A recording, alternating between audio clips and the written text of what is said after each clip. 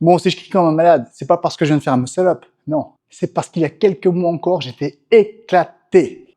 Depuis 1 an, décembre 2024, j'avais des douleurs de fou. Impossible de tenir les pas hauts.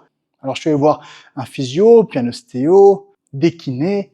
Zéro amélioration. C'est seulement en avril que je suis enfin allé voir un médecin du sport, on a fait une échographie, et là, grosse tendinite, ligaments déchirés, inflammation, tennis elbow, l'enfer. Et pendant que je traite ça, bam, les ligaments du coude droit lâchent à leur tour. Je te cache pas que c'était une des périodes les plus reloues de ma vie. Non seulement je pouvais plus pratiquer ma passion, ok, d'accord, mais surtout, c'est pas que ma passion, c'est aussi mon travail. Donc là, grosse galère. Et encore pire que ça, dans la vie de tous les jours, c'était un véritable cauchemar. Je pouvais plus porter mes enfants. Je pouvais plus tenir mon chien en laisse. Je pouvais même pas tenir une casserole pour cuisiner. Même ouvrir une poignée de porte, ça me faisait mal. Mais regarde-moi, aujourd'hui, je suis là à faire des muscle-up easy. Tout ça pour dire que les blessures, je connais.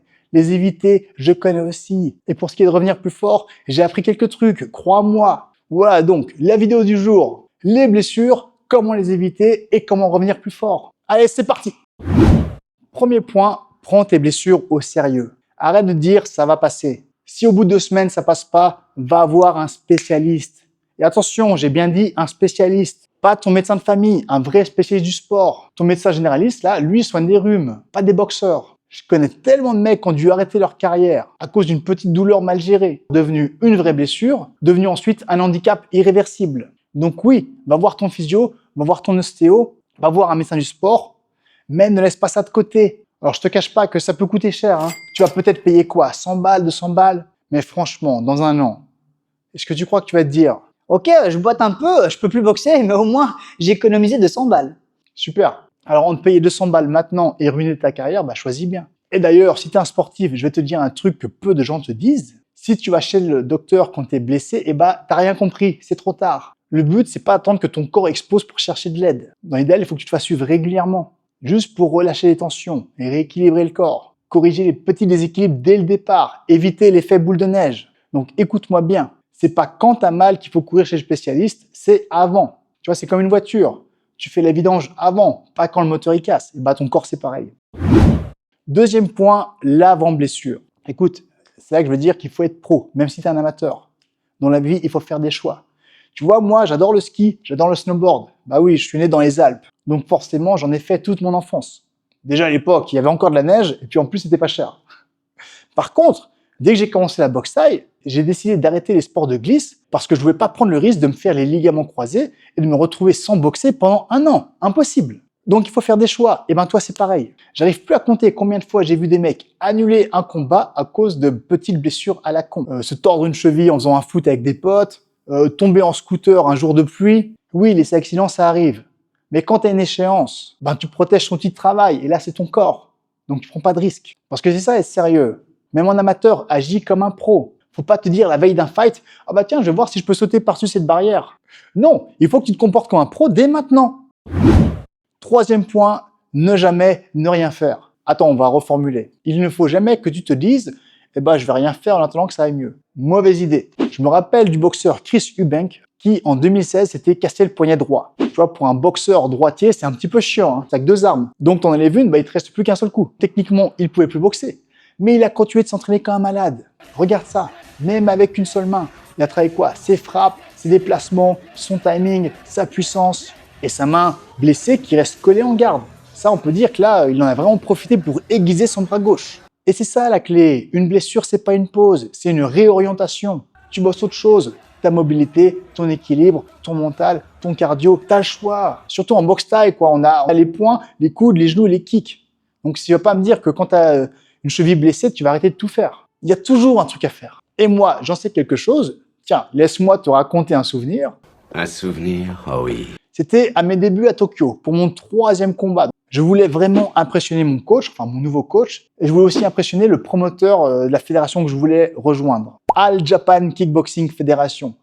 C'était la fédération où Masato était champion, où Sato était champion, la fédération qui t'amène au gros niveau, quoi. Donc, je voulais impressionner tout le monde. Alors, je me suis dit, tiens, bah, je vais faire le Ramon Deckers, je vais faire du gros forcing en low kick. Et donc, j'ai fait du forcing comme un débile. C'est-à-dire que le gars, il bloque ou il bloque pas, j'ai shooté comme un malade. Faites pas ça. Donc, je gagne par KO, mais je me fissure le tibia droit. Tu vois, l'os craque, il s'ouvre. Ça se trouve, avec un round de plus, j'aurais peut-être cassé mon tibia. Donc, je te laisse imaginer un douleur de malade. Même passer ma main dessus, ça me faisait super mal. Donc, impossible de kicker, évidemment. J'ai vu un vrai médecin qui m'a dit « Ah ouais, bah là, une fissure comme ça, il faut que tu laisses guérir au moins 3 mois sans utiliser ta jambe. » Sauf que direct, on me propose déjà un autre combat dans 2 mois seulement. Et le problème, c'est que moi, j'avais bossé comme un taré pour être accepté dans mon gym déjà, et surtout pour être accepté dans cette fédération. Et tu vois, à ce niveau-là, des combattants débutants qui en veulent, il y en a plein. Donc si tu leur dis non, peut-être même qu'ils te proposeront plus jamais rien d'autre après ça. En plus, tu vois, il y a le barrage de la langue, j'avais pas envie qu'il y ait de malentendus. Donc j'osais pas refuser. J'étais en mode, je peux pas faire une pause, pas maintenant, pas après tout ça. Alors j'ai accepté, tout en sachant que je pourrais pas mettre un seul kick droit de toute ma préparation, et même pendant le combat. Et d'ailleurs, même pas bloqué. Bloqué, pareil, si je recevais un coup là, je m'écroulais par terre. Alors qu'est-ce que j'ai fait? Pendant 2 mois, j'ai fait que de la boxe anglaise. Et ça tombe bien, c'était mon point faible. J'ai bossé comme un obsédé. J'ai fait les cours débutants, les cours avec les pros. En shadow, j'ai fait que de l'anglaise. Au sac, j'ai fait que de l'anglaise. En sparring, j'ai fait que de l'anglaise. Les vidéos, j'ai regardé des combats de boxe anglaise. Et donc, j'ai tout retravaillé. Ma garde, mes appuis, mon rythme, mon transfert de poids, tout. Et bien sûr, miracle, ma boxe a explosé. Bon, c'était facile, je partais de 0, donc ça pouvait que augmenter. Mais le petit plus dans ça, c'est j'ai pas seulement mis des bons coups de poing. Mon style a radicalement changé, ma manière de boxer a changé, et ma confiance en moi a changé aussi. Et le jour du fight, j'ai gagné haut la main à coup de punch. Et évidemment, sans un seul kick. Et donc, tu vois, cette blessure que je vivais quand même un cauchemar, elle a fait de moi un meilleur combattant. D'ailleurs, en y repensant, heureusement que j'ai cette blessure. Sinon, je me serais jamais concentré autant sur la boxe anglaise. C'est pour ça que je te dis, une blessure, c'est pas la fin. C'est un test, une occasion d'apprendre, de progresser, de te réinventer. Et si jamais au passage, chez les combattants pros, les blessures, c'est hyper courant. Moi, j'en connais pas un seul qui a fait toute une préparation sans avoir une petite blessure. Il y a toujours une petite blessure qui traîne. Tu vas juste apprendre à faire avec. Parce que nous, on est team no excuses. C'est pas après une défaite qu'on va commencer à dire « Ouais, mais en fait, les gars, j'avais les ligaments croisés, ». Ok, maintenant on arrive au 4e point. Peut-être le point le plus important de cette vidéo. N'écoute pas les « c'est fini pour toi ». Et ça va plus loin que la boxe, plus loin que le sport. Ça, j'ai vu dès l'enfance. Des talents, des potentiels de dingue qui un jour se font une blessure. Ils vont voir un médecin généraliste, qui peut même pas aligner 10 pompes. Et ce mec-là, il te dit à toi que toi, t'es trop flingué pour continuer le sport. Et le pire, c'est que là, ils écoutent ces mecs. Écoute, j'ai 2 histoires à te raconter là-dessus. Est-ce que tu connais Daniel Jacobs, boxeur américain? Écoute, en 2011, il chope un ostéosarcome. En gros, une sorte de cancer de la colonne vertébrale. Donc non seulement les médecins lui disent que la boxe est finie pour lui, mais carrément, ils disent même à sa femme, il y a de fortes chances qu'il ne survive pas au traitement. Tu comprends? Le mec était condamné. Mais il s'est battu. Pas seulement contre le cancer, mais contre ceux qui le voyaient déjà mort. Et en 2012, il guérit complètement. Alors déjà, rien que ça, c'est fou. Mais attends, ça s'arrête pas là. 4 ans plus tard, en 2016, il affronte Golovkin, Triple G, le top mondial. Et juste après, il affronte Canelo Alvarez. Dos à dos, tu vois, le top du top de la boxe anglaise. C'est pas de la folie furieuse, ça? Donc lui, il est véritablement revenu de l'enfer. Le gars était au bord de la mort. 4 ans plus tard, il affronte ce qui c'est pire au niveau mondial de la boxe. T'imagines si en 2011, il avait dit « Ah d'accord, docteur, vous avez raison, je vais arrêter la boxe. Votre avis, c'est important. » Eh ben non, c'est jamais fini tant que tu l'as pas décidé. Et puis t'as Vinny Paz, est-ce que tu connais? Alors là, écoute-moi bien, c'est hallucinant. En novembre 1991, accident de voiture, il se casse la nuque, brisé. Retiens bien la date, novembre 91. C'est très important. Donc là, les médecins lui disent « Écoute, fils, tu vas jamais reboxer de ta vie. » Et lui, il leur répond cette phrase mythique.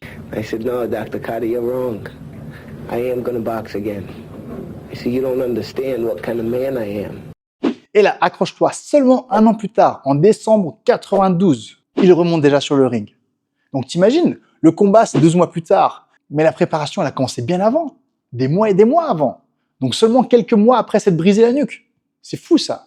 Tu vois, il y a un film sur sa vie qui est pas mal, mais le documentaire il est encore mieux. Regarde-le, ça risque de t'inspirer. Si tu traverses une période difficile, si ton entourage te dit que ta passion c'est fini pour toi, ne te laisse pas aller. Regarde cette histoire, ça te fera du bien. Et donc attends, c'est pas fini.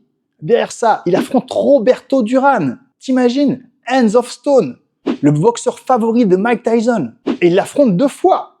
Et c'est toujours pas fini.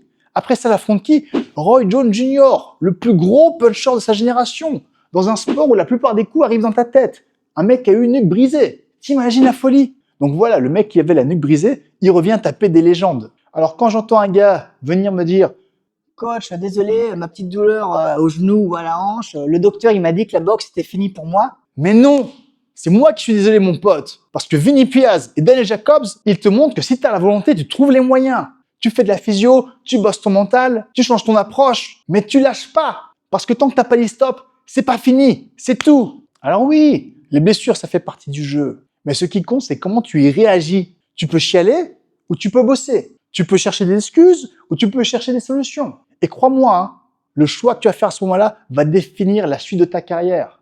Non, ça va au-delà de ça. Le choix que tu vas faire à ce moment-là, ça va te définir en tant qu'homme face aux épreuves de la vie. Ça va t'apprendre à te relever de tout ce que la vie peut t'envoyer dans la tronche. Moi, je te dis une chose. Tant que t'as pas dit stop, c'est pas fini. C'est aussi simple que ça. Oui, je m'emporte un petit peu, mais je m'emporte pas contre toi. Je m'emporte contre des potentiels incroyables qui ont abandonné, soit à cause d'une blessure maltraitée, soit car ils se sont fiés à un mauvais médecin. Et même si tu vas voir un bon médecin, un spécialiste, et qui te dit que c'est fini, eh ben c'est pas grave, va voir un autre. Demande un deuxième avis. Ça me fout la chiasse de voir des talents gâchés. Personne ne peut te dire d'abandonner tes rêves. Ouais, je m'enflamme trop. En résumé, mes conseils sont très simples. Prends tes blessures au sérieux. Prends soin de ton corps. Arrête de prendre des risques inutiles. Comporte-toi en pro. Attends pas la blessure pour voir un spécialiste. T'as une douleur qui traîne, fonce tout de suite. Si t'es blessé, reste actif. Tu peux toujours t'améliorer. Si tu vas voir un docteur, va voir un spécialiste. Et même si là ça se passe mal, demande un deuxième avis. Et enfin, si même tout le monde te dit que c'est foutu, c'est jamais foutu tant que tu l'as pas décidé. Bon allez, sur ce, moi je retourne m'entraîner. Prends soin de toi. Et si t'es blessé, maintenant tu sais quoi faire.